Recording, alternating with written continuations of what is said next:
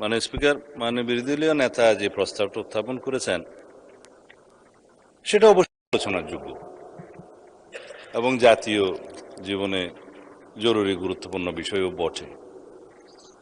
আপনি তো আলোচনার বিষয়টা না করেননি, আপনি সিদ্ধান্ত দিয়েছেন বিরোধী দলীয় নেতাকে অন্যভাবে বিকল্প প্রস্তাব দিয়েছেন যে এটা সংসদের অধিবেশন মুলতবি না করে অন্য কোনোভাবে আলোচনার সুযোগ আছে অন্য কোনো বিধিতে। যেমন আপনি বলেছেন 300 বিধিতে মাননীয় মন্ত্রী বিবৃতি দিয়েছেন এবং এই বিষয়ে কোনো না কোনো দিন বিভিন্ন বিধিতে আলোচনাও হচ্ছে, কিন্তু যেহেতু মাননীয় বিরোধী দলীয় নেতা এই মুলতবি প্রস্তাবটা এনেছেন, এটা আপনি গুরুত্ব দিয়ে তার প্রস্তাবটা আপনি রিড আউট করেছেন।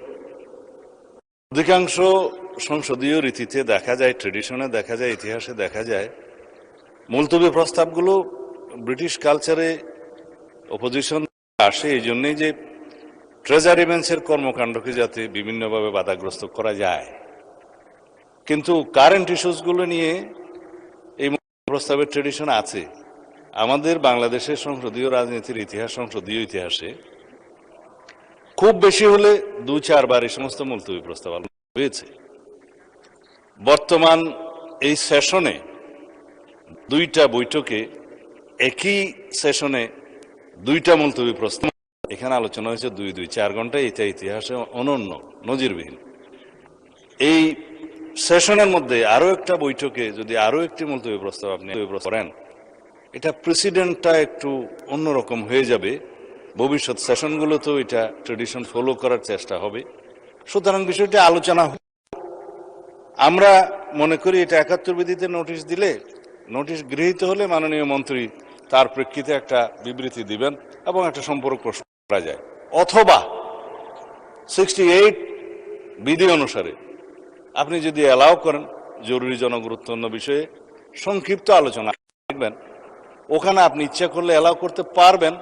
তবে কয়েকজন সদস্যকেও আপনি ইচ্ছা করলে সেটা সময় নির্ধারণ ডিস্ট্রিবিউট করতে পারবেন। আপনি তার প্রস্তাবটা উত্থাপন করবেন, মন্ত্রী একটা বিবৃতি দিবেন, তারপরে আলোচনা যদি মন্ত্রীর বিবৃতির পরে অথবা আগে, এখানে যেহেতু সুনির্দিষ্ট বিধিতে কিছু বলা নাই, যদি নির্ধারণ করে দিয়ে আপনি বলতে পারেন, তাইলে আমরাও 2-4 কথা কন্ট্রিবিউট করতে পারবো।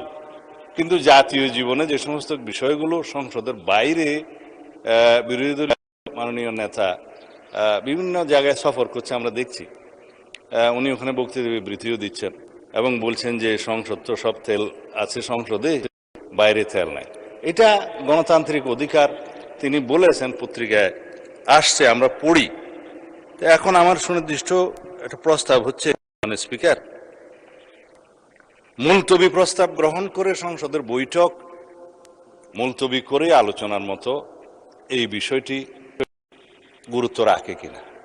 মাননীয় মন্ত্রী 300 বিধিতে বিবৃতি দেওয়ার পরে দীর্ঘ বিবৃতি দিয়েছেন, সেটা জাতির সামনে পরিষ্কার।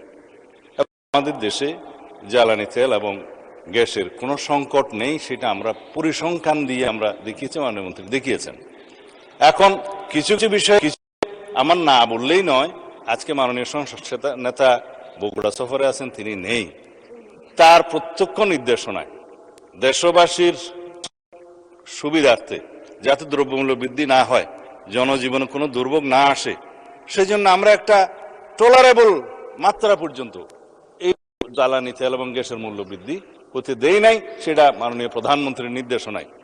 একবারে শেষের দিকে এসে আমাদের ন্যাশনাল ইকোনমি এফোর্ট পারছে না এবং এই জ্বালানি এবং গ্যাসের মূল্য এখানে কম থাকাতে, তাতে আপনি জানেন যে সবসময় একটা টেন্ডেন্সি থাকে এটা অন্যভাবে অপচয় হওয়ার, আমি খোলাসা করে বলছি না, বা পাচার হওয়ার, সেটা বন্ধ করার জন্য, একটা ডিসিপ্লিনে আনার জন্য আমরা জ্বালানি তেলের কিঞ্চিত মূল্য বৃদ্ধি করতে বাধ্য হয়েছে সরকার।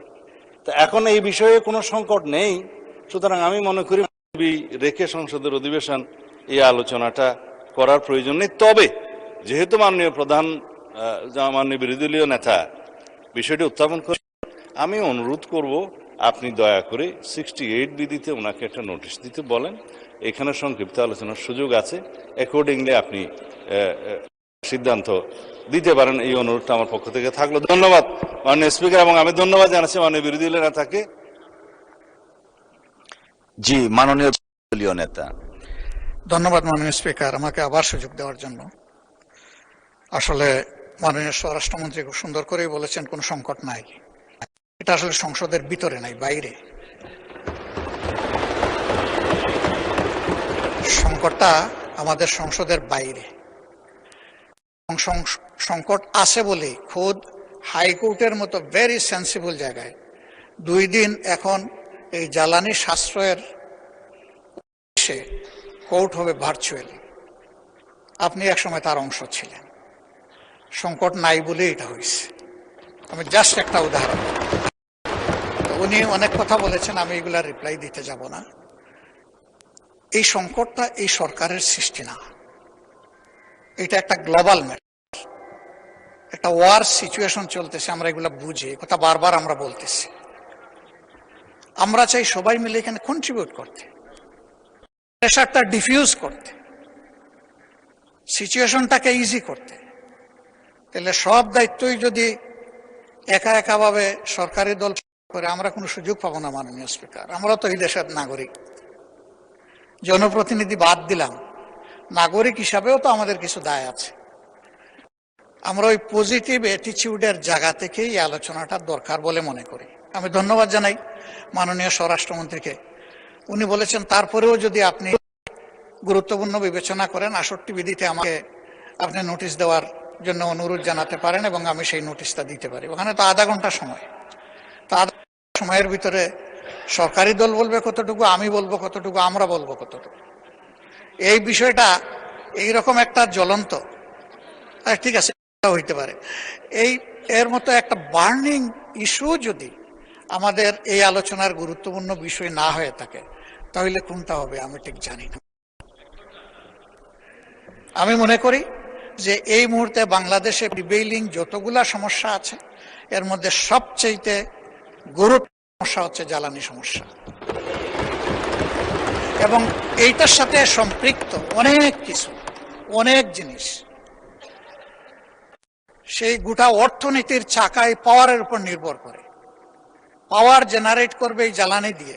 পাওয়ারের র মেটেরিয়ালস হচ্ছে জ্বালানি, গ্যাস হোক, যাই হোক।